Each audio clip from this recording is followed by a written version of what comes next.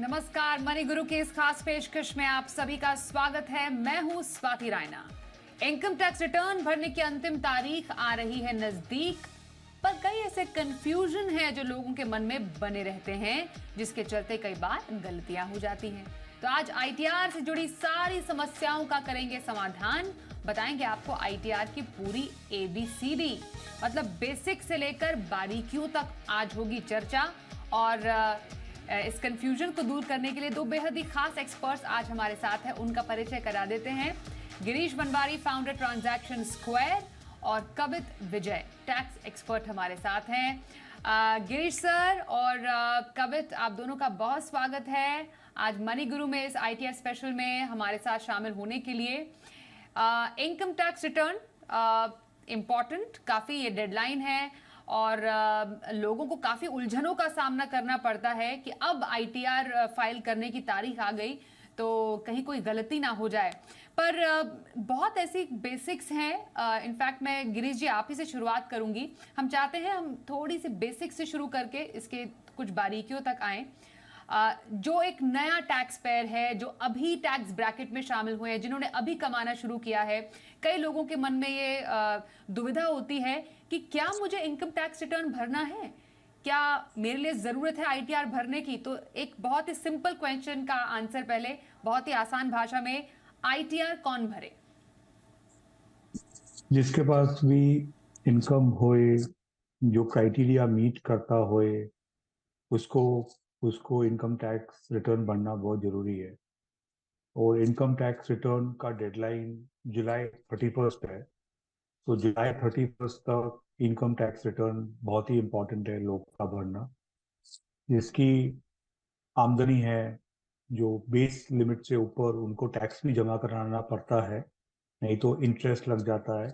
और income tax ना भरने की भी पेनल्टी है। तो अगर आपने इनकम टैक्स रिटर्न नहीं भरा टाइम पे, और अगर आपकी इनकम 5 लाख के ऊपर है तो 5,000 रुपया पेनल्टी होती है, एंड बिलो 5 लाख 1,000 रुपया पेनल्टी होती है। तो बहुत इंपॉर्टेंट है आपको अपना पूरा बैंक स्टेटमेंट देखना, लास्ट ईयर का असेस करना, कहाँ कहाँ इनकम है। और बहुत जगह it is not salaried class only, salaried class के पास डिविडेंड इनकम होती है, इंटरेस्ट इनकम होती है, एफडी इंटरेस्ट होती है। एकदम असेस करना कहाँ कहाँ इनकम है, उसको जोड़ के असेस करना कितना टैक्स भरना बहुत ही जरूरी है। नहीं तो आपको पीनल इंटरेस्ट होगा और आपको पेनल्टीज भी होगी। बिल्कुल संभाल लेना है। हम्म बिल्कुल। तो रिटर्न नहीं भरा तो पेनल्टी का सामना करना पड़ सकता है, ये काफी इंपॉर्टेंट है। कवित, ये बताइए, कई लोग कहते हैं कि मैं तो टैक्स ब्रैकेट के जो टैक्सेबल आय होती है बेसिकली, मैं उसमें तो आती ही नहीं हूँ, मैं उससे कम हूँ, क्या मेरे लिए भी रिटर्न भरना जरूरी है? तो इस दुविधा को भी दूर कर लीजिए। और इसी कंटिन्यूएशन में जैसा गिरीश जी बता रहे थे कि क्या सभी के लिए कवित इनकम टैक्स रिटर्न भरना जरूरी है, even if they don't fall under tax bracket? जी स्वाति जी, मैं जस्ट गिरीश जी की बात में कुछ शब्द ऐड करना चाहूंगा कि इनकम टैक्स की धारा के अकॉर्डिंग अगर किसी की इनकम बिलो टैक्सेबल लिमिट है, उनको कुछ केसेस के अंदर तब भी इनकम टैक्स रिटर्न फाइल करना बहुत जरूरी है। वो कुछ केसेस ऐसे हैं जिसमें उन्होंने, अगर उनका करंट अकाउंट है उसमें उन्होंने 1 करोड़ से ज्यादा का डिपॉजिट कराया है, या किसी ने अपने सेविंग अकाउंट में 50 लाख से ज्यादा का डिपॉजिट कराया है, या उन्होंने किसी एसएससी ने फॉरेन ट्रैवल करा है जिसमें उन्होंने 2 लाख तक का खर्चा करा है, या इलेक्ट्रिसिटी बिल पे करा है जिसमें उन्होंने 1 लाख तक सालाना पे आउट करा है। तो उन केसेस में भी अगर उनकी इनकम 2.5 लाख के जो बेसिक एग्जाम्पशन लिमिट है उससे नीचे भी है, तब भी उनको इनकम टैक्स रिटर्न फाइल करना जरूरी है। इसके साथ दो बातों का और ध्यान रखें, अगर कोई सीनियर सिटीजन जिनका टीडीएस 50,000 से ज्यादा पूरे साल में कटा हुआ है, या फिर नॉर्मल पर्सन जिनका टीडीएस 25,000 तक कटा हुआ है पूरे साल का, उनको भी अपनी इनकम टैक्स रिटर्न फाइल करना अनिवार्य है 31 जुलाई तक। अगर हम अपनी इनकम टैक्स रिटर्न को 31 जुलाई तक फाइल नहीं करते, जैसे कि गिरीश जी ने हमें बताया कि उनको पेनल्टी प्रोविजंस का सामना करना पड़ेगा, उसके साथ ही इस साल बजट 2023 में एक नया प्रोविजन और ऐड कर दिया गया है जिसमें लिखा है कि अगर किसी एसएससी ने अपनी income tax return due date तक फाइल नहीं करी, तो आने वाला जो करंट फाइनेंशियल ईयर वित्त वर्ष चल रहा है, उसके अंदर उनका जो टीडीएस है, वो हाई रेट से डिडक्ट होगा। अगर किसी का टीडीएस बिज़नेस के प्रोफेशन के केस में अगर 1% या 2% है, तो वो 5% से डिडक्ट होगा, और अगर प्रोफेशनल है, तो 10 की जगह उनका टीडीएस 20% से डिडक्ट होगा। ओके, तो इन बातों का ध्यान रखने की डेफिनेटली जरूरत है। गिरीश जी, अब बहुत ही इंपॉर्टेंट बात वो है वर्चुअल डिजिटल एसेट से जुड़ी हुई, क्रिप्टो करेंसी से जुड़ी हुई, जो हम सबको मालूम है ये टैक्स के दायरे में आए। डेफिनेटली इसमें आईटीआर भरना भी जरूरी है। तो इस बार जो बड़े बदलाव हुए हैं स्पेशली इनकम टैक्स रिटर्न में, उसमें जो क्रिप्टो से इनकम होती है उसको रिपोर्ट करना जरूरी है। कैसे रिपोर्ट किया जाए, क्या रिपोर्ट करना है, कौन से फॉर्म में रिपोर्ट करना है, इसको लेकर नया क्या है? पहले तो जो पहले वाले क्राइटेरिया थे उसमें एक और इम्पोर्टेंट क्राइटेरिया है ट्रैवल एक्सपेंडिचर। सो ट्रैवल एक्सपेंडिचर भी 2 लाख के ऊपर अगर आपका हुआ तो आपको इनकम टैक्स रिटर्न बनना बहुत जरूरी है। तो ये ऐड करना, इलेक्ट्रिसिटी बिल, ट्रैवल एक्सपेंडिचर बहुत ही इम्पोर्टेंट है। क्रिप्टोस के लिए सेक्शन है। क्रिप्टोस में आपके ट्रांजैक्शंस लिखने हैं आपको, बाय सेल, उस पर गेन्स लिखना है आपको, और वो गेन्स पे आपको टैक्स भरना है। तो पूरी लिस्ट बनानी है आपको, आपने कौन से क्रिप्टो में ट्रेड किया, कौन से दिन पे ट्रेड किया, क्लोजिंग स्टॉक क्या है, पूरा डिटेल्स निकाल के डिटेल के साथ आपको लिखना है। क्रिप्टो के डिस्क्लोजर्स काफ़ी काफ़ी इम्पोर्टेंट है। और क्रिप्टोज के अलावा फॉरेन असेट्स में भी बहुत ही ध्यान है टैक्स ऑफिस में। फॉरेन असेट्स क्या होते हैं? अगर आपके पास एलआरएफ में शेयर्स है, आपको एलआरएफ में बैंक डिपॉजिट्स है, वेरियस काइंड्स ऑफ असेट्स जो आपने बाहर रखे हैं। अगर आप कोई beneficiary of a foreign trust है, आपको एक इंटरनेशनल कंपनी के डायरेक्टर है, सिग्नेटरी है, बैंक अकाउंट में आपका साइन चलता है, जॉइंट होल्डर, सिंगल होल्डर, वो सबको लिखना बहुत जरूरी है। So crypto foreign currency assets बहुत ही इंपॉर्टेंट है। लोग भूल जाते हैं, इसलिए उनको पता नहीं होता भाई कहाँ कहाँ उनके अकाउंट्स है, कहाँ कहाँ उनके असेट्स है, और वो नॉन डिस्क्लोजर्स के पेनल्टीज बहुत ही सख्त है। आपको बिल्कुल संभाल के सब इकट्ठा करना है डिस्क्लोजर्स को क्रिप्टो के साथ। एब्सोल्युटली गिरीश जी, इसी से जुड़ा हुआ, क्योंकि हम बात कर रहे हैं कि कई बार हम कोई इंफॉर्मेशन मिस कर देते हैं। कोई अगर इंटेंशनली और अनइंटेंशनली क्रिप्टो से हुई इनकम को आईटीआर में अगर फाइल नहीं करते हैं इस बार, तो क्या? तो पेनल्टी लगेगी। अगर टैक्स ऑफिस डिस्क्लोज करेगा उसको तो पेनल्टी लगेगी। Penalty is 200% of income tax evaded. तो पेनल्टी इज वेरी ह्यूज, और पेनल्टी इज ऑटोमेटिक। तो चॉइस नहीं है, अगर आपके पास इनकम है आपको फाइल करना है। और अभी क्या है, मैं आपको एक चीज बताता हूँ। हर आदमी का इनकम टैक्स पोर्टल में ट्रेसेस होता है। ट्रेसेस मतलब जो उसका अकाउंट होता है, और उसमें एक एआईएस होता है which is annual information statement. Annual information statement में सब इंफॉर्मेशन जमा होके आपको मिलती है आपकी रिटर्न भरने की सुविधा के लिए। तो उसमें जो आपने शेयर्स खरीदे बेचे होते हैं, टीसीएस होता है, जैसे हमने पहले सुना, टीडीएस होता है, डिफरेंट काइंड ऑफ इनकम्स होती हैं, प्रॉपर्टी ट्रांजैक्शन होती है, क्रिप्टो भी उसमें आएगा। तो उसमें उसमें से अगर आपका कोई भी पार्ट है जो आपके इनकम टैक्स रिटर्न में नहीं आता है, तो उसके ऊपर डिफॉल्ट होना बहुत ही ईजी है। तो प्लीज आप जाके अपना इनकम टैक्स पोर्टल देखिए, अपना एआईएस समझिए, जानिए, एआईएस का रिकंसिलिएशन करिए पूरे अपने बैंक स्टेटमेंट्स के साथ। जो भी एआईएस में इंफॉर्मेशन आ रही है क्रिप्टो वेरियस असेट्स की, पूरा रिकंसाइल करके उसको प्लीज बराबर से डिस्क्लोज करके टैक्स भरिए। ये मेरी सबसे विनती होगी, नहीं तो इसमें डिफॉल्ट होना बहुत ही ईजी है, बहुत ही ईजी है। एक छोटा बिल्कुल गिरीश जी, एक छोटा सवाल इसी से जुड़ा हुआ है। कोई स्पेसिफिक आईटीआर फॉर्म क्रिप्टो से हुई आय के लिए एक करदाता को पता होना चाहिए कि ये पर्टिकुलर फॉर्म मेरे लिए है, क्रिप्टो के लिए स्पेशली? नॉर्मली 2 या 3 के बीच में होगा। आईटीआर 1 और 4 नहीं होगा, 2 और 3 के बीच में आएगा। Okay, all right. आपने एआईएस की यहाँ पर बात की, बहुत इंपॉर्टेंट है क्योंकि इसको लेकर भी काफी ज्यादा कंफ्यूजन रहती है टैक्स पेयर्स के दिमाग में। एनुअल इंफॉर्मेशन स्टेटमेंट, हमें मालूम है कि 26AS भी कुछ ऐसा ही काम करता है, जो आपका एनुअल टैक्स क्रेडिट स्टेटमेंट होता है।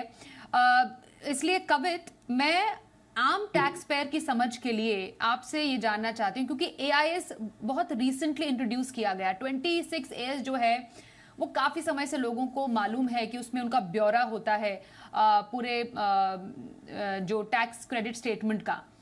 तो एक टैक्स पेयर के लिए जब वो रिटर्न फाइल कर रहे हैं, फॉर्म 26AS और एआईएस दोनों का देखना जरूरी है। दोनों का मिलान कैसे किया जाए? अगर कोई भी किसी भी तरीके का अनमैचिंग होती है इंफॉर्मेशन में, तो क्या करना चाहिए एक टैक्स पेयर को एआईएस और 26AS के बीच में? स्वाति जी, जैसे मैं आपको अपडेट करता हूँ, 26AS के अंदर सिर्फ जो एज ऑन डेट के ऊपर इंफॉर्मेशन आ रही है टैक्स पेयर की, वो लिमिटेड है to the stand of TDS और उनकी इनकम, जिसके ऊपर टीडीएस डिडक्ट हुआ है। लेकिन जब हम उसको एज कंपेयर करते हैं एएस रिपोर्ट से, एनुअल इंफॉर्मेशन स्टेटमेंट से, तो एएस इंफॉर्मेशन के अंदर हमारे पास एसएससी की बहुत सारी और इंफॉर्मेशन आती है, जैसे कि उन्होंने कहाँ कहाँ पे सेविंग बैंक अकाउंट के ऊपर किस किस अकाउंट पर उनको इंटरेस्ट मिला है, कितना एफडी का इंटरेस्ट उनको मिला है, किस किस ट्रांजेक्शन के ऊपर उनका टीडीएस डिडक्ट हुआ है, कोई अगर उन्होंने प्रॉपर्टी की ट्रांजेक्शन करी है तो उसके ऊपर क्या उनका सेल अमाउंट था, अगर परचेज करी है तो परचेज अमाउंट, अगर सेल करी है तो सेल अमाउंट। 30 लाख से ऊपर की जो भी ट्रांजैक्शन होगी वो एएस रिपोर्ट में रिफ्लेक्ट करेगी।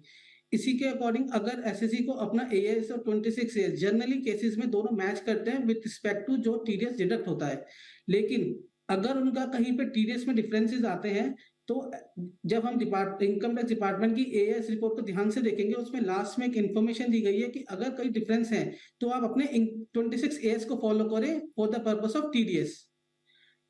26AS रिपोर्ट के अंदर एक और जानकारी दी जाती है कि क्या अगर हम किसी इंफॉर्मेशन से एसएससी उसको स्वीकार नहीं करते कि कोई इंफॉर्मेशन उनसे रिलेटेड नहीं है, तो उसके अंदर उनको रिप्लाई करने की भी ऑप्शन आती है कि क्या वो उस इंफॉर्मेशन को रिजेक्ट करके अपनी इनकम टैक्स रिटर्न को अकॉर्डिंगली प्रिपेयर करें। जैसा कि पीछे गिरीश जी ने बताया कि हमें इनकम टैक्स रिटर्न फाइल करने के लिए सिर्फ एआईएस रिपोर्ट और 26AS पे ही निर्भर नहीं रहना चाहिए। बैंक स्टेटमेंट को स्क्रूटनाइज करना बहुत ज्यादा जरूरी है, क्योंकि कुछ छोटी छोटी ट्रांजेक्शन होती हैं जो सिर्फ बैंक स्टेटमेंट में रिफ्लेक्ट करती हैं, जो 26AS और एएस रिपोर्ट में भी रिफ्लेक्ट ना करें। Okay, absolutely. मैं कवित इसी से जुड़ा सवाल आपसे जानना चाह रही हूँ, जिससे पहले मैं गिरीश जी के पास जाऊं। फॉर्म 16 कई बार कुछ कर्मचारी बोलते हैं कि हमें फॉर्म 16 अपने ऑफिस से नहीं मिला है, तो क्या फॉर्म 16 के बगैर भी आईटीआर भरा जा सकता है? देखिए, अगर पहले तो अगर किसी कर्मचारी को अपने एम्प्लॉयर से फॉर्म 16 नहीं मिला है तो सबसे पहले तो उन्हें अपने एम्प्लॉयर को कोऑर्डिनेट करना चाहिए कि वो उनका फॉर्म 16 दे। लेकिन इन केस अगर उनको नहीं मिल पा रहा, उनकी इनकम टैक्स रिटर्न की जैसे ड्यू डेट हमारी 31 जुलाई है, जो बिल्कुल नियर है, अभी 2 हफ्ते ही रह गए हैं, तो इस केस में वो अपनी बैंक स्टेटमेंट को स्क्रूटनाइज करके उनके पास कितनी सैलरीज आई हैं, प्लस साथ में अब उनकी जितनी भी सैलरी स्लिप्स हैं जो उनको मंथ ऑन मंथ मिलती थी, जो पे स्लिप्स हैं, उसको भी कंसोल करके, उनको भी कंबाइन करके वो अपनी इनकम को एक एस्टिमेट कर सकते हैं। लेकिन हम इसमें ये नहीं बता पाएंगे कि वो एकदम एक्यूरेट है, थोड़ा सा वेरी हो सकता है, लेकिन अपनी उन दोनों इंफॉर्मेशन को जरूर चेक करके अपनी रिटर्न फाइल करें। आईटीआर से जुड़ी तमाम कंफ्यूजन को आज हम दूर कर रहे हैं। हमारे साथ ट्रांजैक्शन स्क्वायर के फाउंडर गिरीश वनवारी हैं और टैक्स एक्सपर्ट कवित विजय से हम खास चर्चा कर रहे हैं। स्पेशली जब प्रॉफिट होता है गिरीश जी फ्रॉम स्टॉक्स और शेयर्स, उस केस में रिटर्न फाइल कैसे किया जाए, लॉस के केस में क्या नियम होते हैं? सर, इस कंफ्यूजन को दूर कीजिए। तो पहले तो कहाँ लोग चूकते हैं, जो पहले सेशन में हम बात कर रहे थे, कहाँ लोग चूकते हैं। बहुत चीजें होती हैं जो टीडीएस के एम्बिट के बाहर होती हैं। जैसे अगर आपको डिविडेंड मिला 5,000 के नीचे, एफडी का इंटरेस्ट, जैसे सेविंग्स बैंक का इंटरेस्ट, जो अमाउंट छोटे होते हैं जो टीडीएस के दायरे के बाहर होते हैं, वो आपको भूलना नहीं है। वो आपको सब इकट्ठा करके बैंक स्टेटमेंट से रिटर्न ऑफ इनकम में डालना है। शेयर, सेल ऑफ शेयर, अभी एआईएस में जो होता है, सब सेल ऑफ शेयर बराबर आते हैं एआईएस में। बाई भी आता है, सेल भी आता है, लॉन्ग टर्म भी आता है, शॉर्ट टर्म भी आता है। कितना टोटल आता है वो भी दिखाई देता है एआईएस में। आपको क्या करना है, जो भी आपके ब्रोकर्स के कॉन्ट्रैक्ट नोट्स है, उससे आपको कंप्यूटेशन बनानी है बाय और सेल की। उसके बेसिस पे आपको निकालना है कितना गेन या लॉस हुआ short term versus long term, उसको टैली करना है एआईएस से। तो रिकंसिलिएशन बहुत इंपॉर्टेंट है, नहीं तो आप कोई चूक जाएंगे, आप भूल जाएंगे भाई जो एआईएस में था वो आपकी स्टेटमेंट में नहीं है, या कोई आप ब्रोकर नोट भूल गए, वो आपको एआईएस के जरिए सब चेक एंड बैलेंस हो जाएगा आपका। आपको ध्यान में रखना है, अगर आपको लॉस है ऑन सेल ऑफ शेयर जो आप कैरी फॉरवर्ड करना चाहते हैं, अगर आपने रिटर्न टाइम पे नहीं भरी 31 जुलाई तक, तो वो आप लॉस कैरी फॉरवर्ड नहीं कर सकते, वो आपका नुकसान हो जाएगा। तो जो लॉस रिटर्न्स है उसके लिए तो बहुत ही इंपॉर्टेंट है भाई 31 जुलाई तक हम लोग उसको बराबर से फाइल करें। और एक और इम्पॉर्टेंट चीज है, बहुत जगह लॉ में क्लबिंग प्रोविजंस होती है। क्लबिंग प्रोविजंस मतलब अगर आपने अपने वाइफ को कुछ गिफ्ट कर दिया है तो उसकी इनकम आपको अपने रिटर्न में लेनी है। वो फॉर्म 26AS या वेरियस AIS स्टेटमेंट में नहीं आएगा, वो आपकी वाइफ के AIS स्टेटमेंट में शायद होगा। तो वो कैसे आप क्लब करेंगे, वो कैसे इंक्लूड करेंगे, ये बहुत इंपॉर्टेंट पॉइंट्स है, आपको ध्यान में रखना जैसे आप अपना रिटर्न भरते हैं। सर, इसी से जुड़ा हुआ सवाल हमारे पास आ रहा है कि शेयर मार्केट में जो ऑप्शन ट्रेडिंग कर रहे हैं उनके लिए कुछ रूल अलग हैं? उनके लिए रूल्स अलग नहीं है, उनका खाली कैपिटल गेन्स टैक्स नहीं होता है, उनका होता है other sources of business income या लॉस डिपेंडिंग अपॉन कैसे वो क्लासिफाई करते हैं। और उनके लिए कैपिटल गेन्स या कैपिटल लॉस नहीं होता है। तो उनके रूल्स उनका कैटेगरी ऑफ टैक्सेशन अलग हो जाता है, स्पेक्यूलेटिव माना जाता है। ऑल राइट सर, बिल्कुल सर। कवित, आपके पास मैं आऊंगी। बहुत सारे सीनियर सिटीजन्स हमें सवाल पूछते हैं कि उनके लिए इनकम टैक्स रिटर्न भरने के नियम क्या हैं, क्योंकि कुछ नियम में बदलाव भी हुआ था, हमने 2021 में देखा था। थोड़ा सा आप इसको फिर से दोहराएं। क्या सीनियर सिटीजन्स के लिए ITR भरना जरूरी है, किन के लिए जरूरी है, कब भरा जाए? देखिए, सीनियर सिटीजन्स की जो ड्यू डेट है वो तो 31 जुलाई ही है, अगर उनको आरटीआर फाइल करना अनिवार्य है। सीनियर सिटीजन जिनकी इनकम बिलो 5 लाख है, सुपर सीनियर सिटीजन जिनकी एज 80 अबव है, उनको 5 लाख से नीचे, और जो सीनियर सिटीजन जिनकी एज 60 अबव है, उनकी अगर 3 लाख तक है तो उनको अपने रिटर्न फाइल करने की कोई रिक्वायरमेंट नहीं है। लेकिन अगर उनका TDS अमाउंट 50,000 तक कटा हुआ है तो उनको अपने रिटर्न फाइल करना अनिवार्य है 31 जुलाई तक ही। अगर वो अपनी रिटर्न 31 जुलाई 31 तक जुलाई फाइल तक नहीं ही उनके करते, लिए रिटर्न। अगर नहीं करते तो उनको भी बात ऊपर पूरी कीजिए पेनल्टी के जो प्रोविजंस हैं वो ही एप्लीकेबल होंगे। एब्सोल्युटली। कुछ कॉमन मिस्टेक्स, इस पर चर्चा करना बेहद जरूरी है, क्योंकि ऐसा हो जाता है जबकि गिरीश सर, हमने देखा है प्री फिल्ड ITR फॉर्म्स होते हैं, इंफॉर्मेशन 26AS में ऑलरेडी होती है बहुत सारी, पर उसके बावजूद गलतियां काफी सारी हो जाती हैं। कौन सी ऐसी कॉमन मिस्टेक्स हैं जो एक टैक्स पेयर्स को ध्यान में रखना चाहिए, जो अगर गलती कर दे तो बाद में बहुत ज्यादा उसको फिर रेक्टिफाई करने में टाइम लग सकता है? तो आपकी नजर में वो कॉमन मिस्टेक्स क्या होगी जिससे दूर रहें? सबसे बड़ा डेंजर पॉइंट है इंटरनेशनल असेट। वहां आप चूक नहीं सकते, बहुत ही इंपॉर्टेंट है। जो भी आपके पास देश के बाहर पैसा है, असेट्स है, ट्रस्टीशिप्स है, डायरेक्टरशिप है, वो आपको डिस्क्लोज करना है। दैट इज नॉन पार्डनेबल, वो आप भूल नहीं सकते बिल्कुल। Second is completeness of the income tax return. Completeness मतलब फॉर्म 16 ही नहीं है, बहुत अलग तरीके से रिटर्न में इनकम आती है जो आपको एकदम ध्यान से इकट्ठा करना है और ध्यान से इंक्लूड करके एकदम को आगे बढ़ाना है। थर्ड पॉइंट कहाँ मैं देखता हूँ लोग चूक जाते हैं, इस क्लासिफिकेशन, जैसे वो घर खरीदा, घर बेचा, जब भी आपने कोई ट्रांजैक्शन किया है which is purchase and sale of house, capital gains tax computation, reinvestment in new house, वो सब चीजों में लोग बहुत चूक जाते हैं मैं देखता हूँ। क्योंकि वो डिपॉजिट करना होता है, डिपॉजिट अकाउंट में अगर आपका घर खरीदना खत्म नहीं होता है, वो सब कैसे डील करना चाहिए, कैसे डिस्क्लोज करना चाहिए, वहां घर घर के मामले में भी मैं बहुत बहुत एरर्स देखता हूँ लोग के रिटर्न में। और चौथी चीज है, जो जो भी आप क्लेम करें, जो भी आप medical expenses, travel expenses, insurance premium, वो सब का प्लीज आप एक फाइल बना के रखिए अपने पास। चौथा मिस्टेक में देखता हूँ लोग कर लेते हैं क्लेम, फिर 2-3 साल के बाद क्वेरी आती है, उनके पास डेटा नहीं होता है, कुछ नहीं होता है, तो कुछ बराबर नहीं चलता। तो प्लीज आप अपना एकदम अच्छा से फाइल बना के रखिए, ताकि कल कोई क्वेरी वेरी भी आए तो आपको आंसर देने के लिए वो तैयारी रहेगी। एब्सोल्युटली। बिल्कुल। लोगों को डर बहुत लगा रहता है कि हमने गलती कर दी तो कहीं नोटिस ना हमें आ जाए।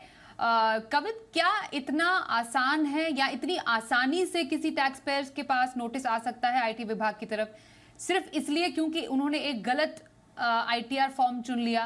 और अगर आईटीआर फॉर्म गलत चुन भी लिया, भर भी लिया, क्या उसको सुधारने का प्रोविजन है? कब तक सुधारा जा सकता है? क्योंकि ऐसे केसेस भी होते हैं। देखिए, आईटीआर को सुधारने का प्रोविजन है लॉ के अंदर। 31 दिसंबर तक कोई भी एसएससी अगर अपनी रिटर्न फाइल करता है और उनको महसूस होता है कि वो रिटर्न गलत हो गई है, तो वो अपनी 31 जुलाई तक अपनी रिटर्न को रिवाइज कर सकता है। अगर उनकी 31 जुलाई की रिटर्न लैप्स हो गई है डेट, अगर वो नहीं कर पाए, तो पिछले ही साल इनका वित्त मंत्री ने एक नया आईटीआर लाए थे, आईटीआर यू, डिलेटेड रिटर्न। उस रिटर्न के जरिए भी वो अपनी रिटर्न को रिवाइज कर सकते हैं, लेकिन उसकी कुछ कंडीशंस है आईटीआर यू को फाइल करने के लिए, कि एसएससी सिर्फ 2 साल की, पिछले 2 सालों की रिटर्न को ही उस रिटर्न के अंदर रेक्टिफाई कर सकता है। लेकिन उसकी एक मेजर कंडीशन है कि उसमें उनकी इनकम डिक्रीज नहीं होनी चाहिए, सिर्फ इंक्रीज होनी चाहिए और कुछ ना कुछ टैक्स लायबिलिटी पे होनी चाहिए। अगर उनका रिफंड बनेगा तो वो आईटीआर यू फाइल नहीं कर पाएंगे। अगर एसएससी ने अपनी रिटर्न को फाइल करते हुए कोई गलती कर भी दी है, अगर से फॉर एग्जांपल अगर उन्होंने गलत फॉर्म सेलेक्ट कर लिया, तो सीपीसी की तरफ से उनको एक नोटिस आता है डिफेक्टिव का, तो उसके अंदर उनको चांस दिया जाता है कि अपनी वो रिटर्न के जो भी डिफेक्ट है उसको करेक्ट कर सके। नोटिस अगर वो उस इंटीमेशन का भी रिप्लाई नहीं करते, इनकम टैक्स डिपार्टमेंट तभी नोटिस इश्यू करेगा जब वो एक इंटीमेशन का रिप्लाई ना करें, या फिर उन्होंने कोई अपनी सोर्स ऑफ इनकम जो कि उनके 26 एएस या एएस रिपोर्ट में रिफ्लेक्ट हो रही है, उन्होंने अपनी इनकम को उस at the time of filing of your tax return उन्होंने उसको कंसीडर ना करा। उन्हीं सिनेरियो के अंदर income tax department notice issue करते हैं एसएससी को। जनरली हमने देखा है कि कुछ लोगों के टीडीएस कटे होते हैं, लेकिन वो अपनी रिटर्न फाइल ही नहीं करते डिपार्टमेंट के साथ। उनको लगता है कि अगर हमारा टीडीएस कट गया है तो हमें अपनी रिटर्न फाइल करने की जरूरत नहीं है। जनरली ये सैलरीड पर्सन जो होते हैं, जिनकी इनकम होती है, उनको ये एज्यूम होता है कि हमारे पास फॉर्म 16 है, हमारी जितनी इनकम थी हमारे एम्प्लॉयर ने उसके पे पूरा का पूरा टैक्स डिडक्ट कर दिया है और हमारी किसी और सोर्स से कोई इनकम नहीं है। तो जनरली वो लोग अपनी इनकम को इनकम टैक्स रिटर्न को फाइल करने से अवॉइड कर देते हैं, लेकिन वो बिल्कुल गलत करते हैं। उनको अपने रिटर्न जरूर फाइल करनी चाहिए अगर वो उनके ऊपर इनकम टैक्स रिटर्न फाइल करने का मैंडेटरी जो प्रोविजन है, जैसे हमने पीछे डिस्कस करा, गिरीश जी ने भी उसको अपडेट करा, उसके अकॉर्डिंग उनकी लायबिलिटी है रिटर्न फाइल करने की, तो उनको रिटर्न फाइल करना अनिवार्य है, जिससे बचने की बेहद जरूरत है, जो कि कवित हमें यहाँ पर बता रहे हैं। बिल्कुल आखिरी सवाल गिरीश सर आपसे होगा। अब तक as per income tax department 2 crore से ज्यादा टैक्स पेयर्स आईटीआर फाइल कर चुके हैं। ये जो आंकड़ा है वो आगे जाके और भी बढ़ेगा और हर बार हम देखते हैं जो डेडलाइन है आगे बढ़ती है। जरूरत है इस बार भी डेडलाइन आगे बढ़ने की? आपका व्यू क्या रहेगा इस पे? मेरा व्यू रहेगा इस पे बढ़नी नहीं चाहिए आगे, अनलेस कोई ग्लिचेस आ जाए। ये बढ़नी चाहिए खाली ग्लिचेस के कारण, क्योंकि ये टाइम कोई इवेंट नहीं हुआ है, कुछ फ्लड्स नहीं हुए हैं। मे बी कोई फ्लड होने के कारण किधर ना किधर थोड़ा टाइम देना पड़े because of state specific issues, but अगर कोई ग्लिचेस आ जाते हैं, जो इतने लोग सडनली ऊपर करेंगे अपना रिटर्न, अपलोड करेंगे रिटर्न, तो ग्लिचेस हो गए, थोड़ा सिस्टम क्रैश हो गया, थोड़ा कुछ हो गया, तो उसके लिए थोड़ा बहुत डिले हो सकता है। पर अदरवाइज ऑर्डिनरली मैं कोई इवेंट नहीं देख रहा हूँ जिसके लिए डेडलाइन बढ़ना चाहिए। ऑल राइट, चलिए ऑन दिस नोट हम धन्यवाद करेंगे गिरीश पनवारी जी आपका, और साथ ही कवित विजय आपका भी हमारे साथ आज इस खास कार्यक्रम में शामिल होने के लिए। उम्मीद करते हैं आईटीआर से जुड़ी तमाम बारीकियों को आज हमने अपने एक्सपर्ट से समझा है। कोई सवाल आपका है आप ज़रूर हमें ईमेल पर भेज सकते हैं। हमारा WhatsApp number, email ID money गुरु का लगातार फ्लैश होता रहा है।